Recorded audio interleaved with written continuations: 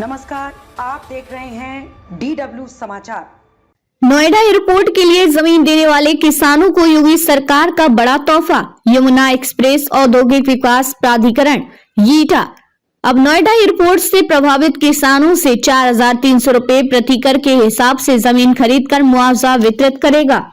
यह निर्णय सोमवार को मुख्यमंत्री योगी आदित्यनाथ की अध्यक्षता में हुई कैबिनेट की बैठक में लिया गया। इससे पूर्व मुआवजे बढ़ाने की घोषणा मुख्यमंत्री ने जेवर के किसानों से मुलाकात करते हुए 20 दिसंबर 2024 को कर दी थी, जिस पर सोमवार को आधिकारिक रूप से अमल किया गया है। यमुना प्राधिकरण अब तक किसानों से 3,100 रुपए प्रति वर्ग मीटर के हिसाब से जमीन खरीदता था, लेकिन वहां के किसानों व भूस्वामियों की मांग थी कि जेवर के विकास से उनकी जमीन की कीमतें बढ़ गई हैं, ऐसे में उन्हें बढ़ा हुआ मुआवजा दिया जाए। एयरपोर्ट के तीसरे व चौथे चरण में 2053 हेक्टेयर भूमि का अधिग्रहण होना है। इसके लिए 70% से अधिक किसान सहमति दे चुके हैं और जिला प्रशासन ने भी धारा 11 का प्रस्ताव तैयार कर लिया है। इसके अलावा कैबिनेट में यह भी निर्णय लिया गया है कि दूसरे चरण में प्राधिकरण को परगना और जेवर के राजस्व गांव आकुलपुर में 45,6593 हेक्टेयर व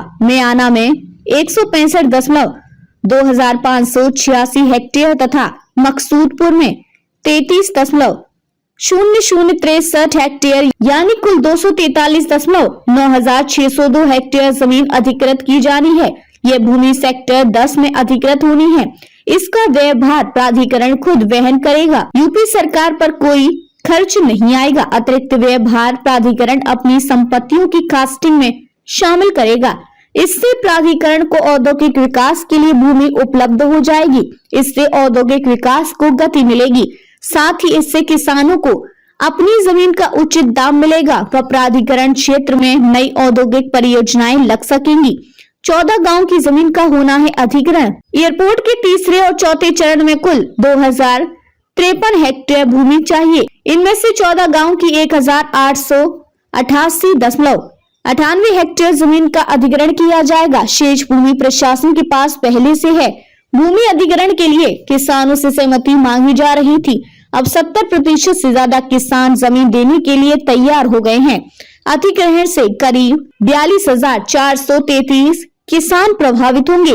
इन गाँव में 18 वर्ष से कम उम्र के 10,847 बच्चे, 16,343 पुरुष और 15,243 महिलाएं शामिल हैं।